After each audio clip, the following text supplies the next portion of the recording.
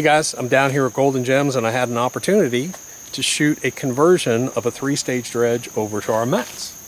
Just lucky that I happened to meet someone down here, so we're going to do it. So here's his dredge that's set up as it's a 4-inch dredge, and it's set up with the standard configuration. The standard configuration comes in with a flare. Then they have this screen right here.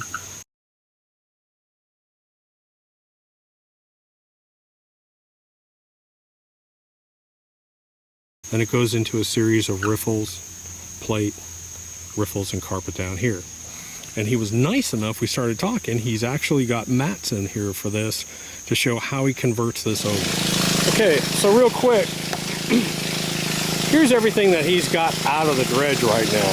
So this is, just so you can see it, on a 3-stage system, this is everything he's not putting in that dredge. There's one panel in there that he flips upside down and just runs mats. So he's taken all these riffles, mats, expanded, riffles, mats. All this is now out of the dredge.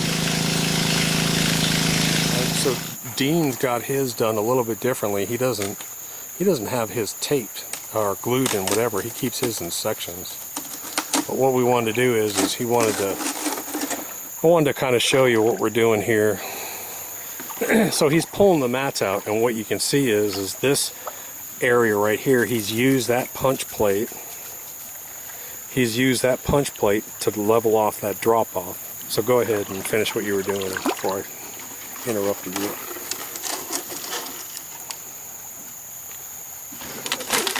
But really all it is, there are two parts of the 3-stage that you're utilizing here in a different manner. Originally this panel here was upside down in a different configuration with 3-stage, but you place it like this up against as far as it goes, and then you use this as to even out the transition so you have a nice smooth, because there is a natural step in the box here. The box has a step here that's too steep for mats to have that, so you just use these panels to smooth it out for an even flow. Very cool. Like I said, got that up on our forum on what mats to use, click what mats to use, and then the dredge thread. And Ron was nice enough to take pictures of all this, but I've never actually shot one here in video, so it was a great experience to actually have Dean come down with the 3-stage box so we could shoot it and show it. The way that thing was running, what was beautiful about that is a good example of he's down here by himself. He can't tend his box, but he doesn't have to worry about his box. He doesn't have riffles in here. He's just running straight mats, very few obstructions, and everything just goes. If he has a backlog, if it gets kind of crushed up in here, if he starts to have a backlog, eventually it'll just wash right out. You just don't have to worry about it. I've never had to take a rock out of the box once, all day so far. Yeah, and that's normally if you're running riffles like this, you're just got someone here raking riffles. Alright, so anyway, so that's Dean's conversion that he did this morning. He had it set up with the normal 3-stage, and we pulled all that out, and we're just running bare mats in it. It's real simple, real easy. The mats all look good. Like I said, I've got nothing completely plugged up.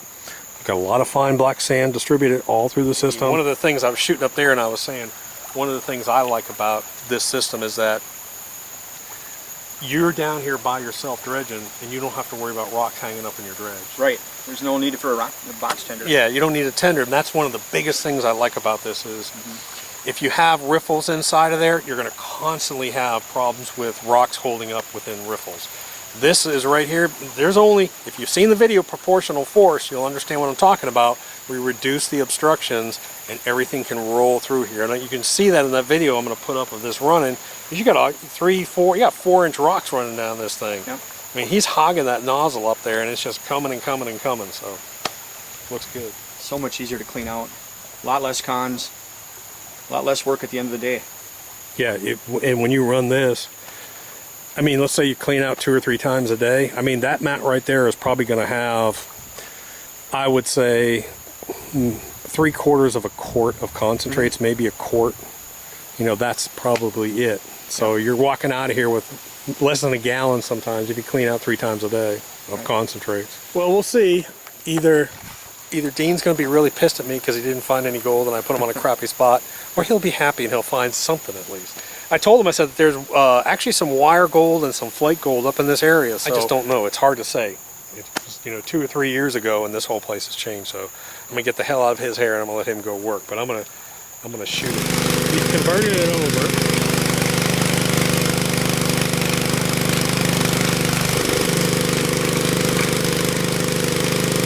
The real nice thing about this system is he can be over here working, and you don't have to worry about all these rocks jamming up down here because there's no ripples in here, it's just mats.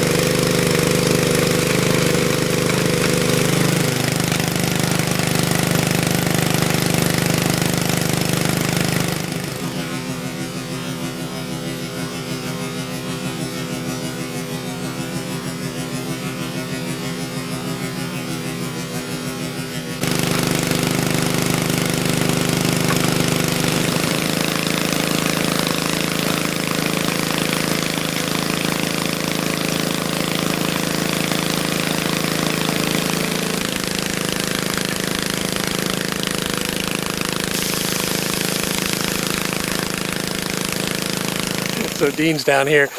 He said, oh no, the water's warm. All of a sudden, a full day of dredging, what's happening? You're starting to get a little chilled, aren't you? Yeah. You need to wear at least some kind of thermal stuff onto there. Yeah. Even no matter what it is. But, alright, so when he was moving the overburden, if you can see that or not. I'm trying to get where you can see it. Anyways, there's several pieces of small stuff. Every handful I'm taking out of here, I'm getting a lot of black sands. And every handful has got like, 10, 20 colors in it. Just some really fine stuff. And then he finally got on bedrock. Oh, Doc's gonna go swimming. Doc's gonna go swimming. And then he opened this up. We have not done a cleanup. Now he's hit bedrock over here. How deep is it over there, Dean? We've got about a 6-foot diameter hole here, about 3.5 to 4 feet. About 3 feet I hit bedrock, and it's angling up.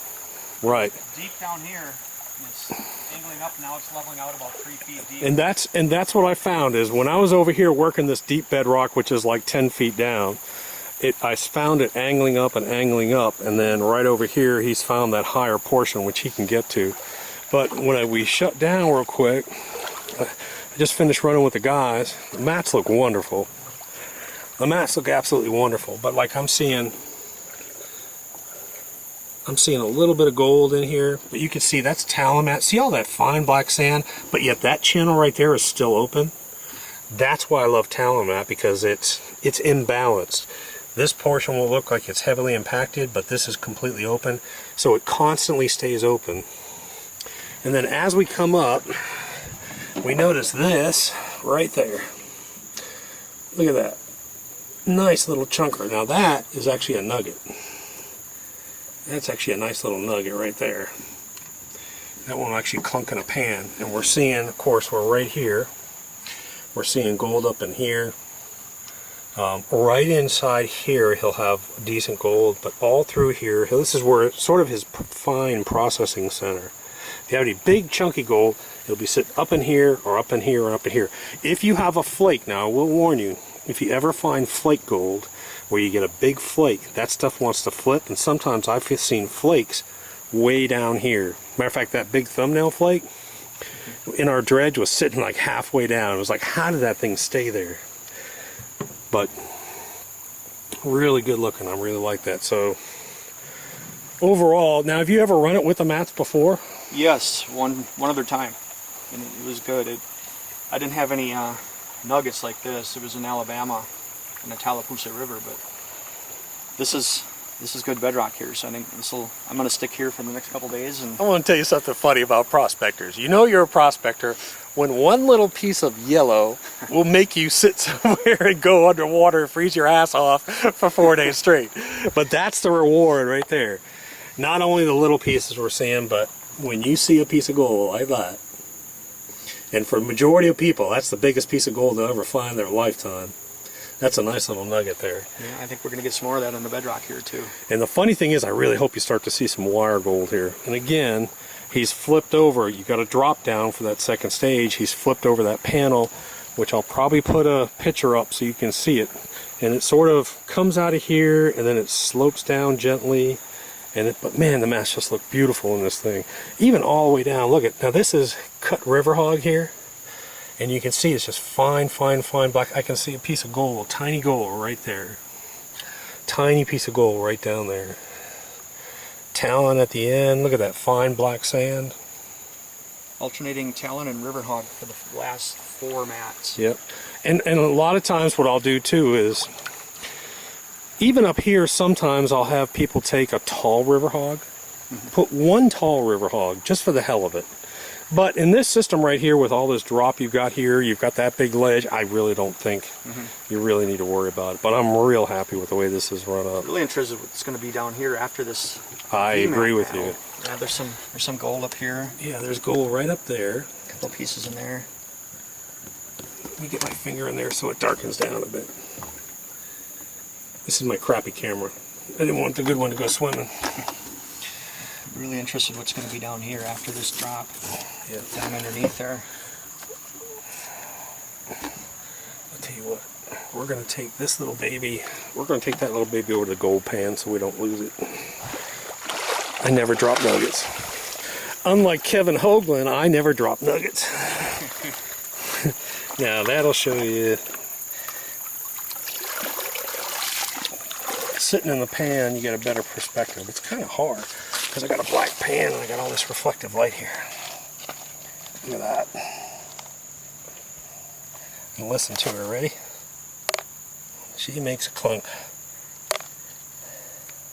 Say that again. You bought this dredge, and what were the guys and what were they telling you? Well, before I bought the dredge, I was up in Alabama with some guys and dredging, and they were pretty much telling me don't hog in the material. Really be careful how much material you leave go into the nozzle. And you've been out here doing what? Just hogging it. I stuff the nozzle down in the stuff and go. And that's the way we're dredging. We're out here just hogging it and hogging it and hogging it. And we can do that simply because we have the obstruction height we've removed, which is the riffles. Because if you hog it, those riffles get filled up and it doesn't work well. But because we're using mats, everything's settling to the bed load very, very quickly. And I'm going to prove that to you in a sec. Because what I did was, all right, we just did a clean out, and you spent how long? About 40 minutes on bedrock. About 40 minutes on bedrock. Actually, maybe on bedrock total 20 to 25, but 40 minutes in that one hole to get down to bedrock, including on the bedrock. So we took the very first mat, which is after that rib section, and I cleaned out the very first mat. He only has his mats take. And then look at this. Let me get this out of the sunlight into some shade. There you go. That looks much better there. The other camera was bluing it out. That's the very first mat after that rough transition right onto the jet flare. I am shocked. You're shocked, aren't you? With that much flow coming out of that jet flare, and before it really even has time to get down the box and settle, it's like that mat drew it in there and just let it settle. I'm just shocked. That's really cool. So really anxious to see what these mats, if that first mat with all that turbulence up there did that, I'm really curious to see what these and that's what we'll find. We'll find a lot of our chunkier stuff. A lot of our chunkier, heavier stuff will be up in that first portion. The first 30% of our mats typically will hold the majority of our gold. As we go down, we'll find finer and finer, smaller gold typically. But anyways, I'm going to grab one more mat, and I'm going to pan at least one more mat real quick, so don't go anywhere. This is crazy. All right, so we took the second mat out. Look at this shit. Sorry, I didn't mean to curse there, Mom. All right, so look right here. First of all, look right there. That's a piece of gold right there. Nice one. And then I was over here, and look at that. Look at that beauty right there. Some more down in here, too. Yeah, there's more down in here, too. Holy crap. This is like a 2-gram run. In what, 40 minutes? Yeah, on bedrock, maybe 20. I'm guessing it's at least a gram run. But seeing that right there, and haven't even touched the fine gold yet. All right, let me pan this out real quick. Second mat. Mat number 2. Story's not good. Story's great. I'm an idiot, I know. Look at that. That is mat number 2, Talon mat. 4-inch dredge running nothing but bare mats. Look at those chunkers. Holy cow. And there's also fine gold up in here too.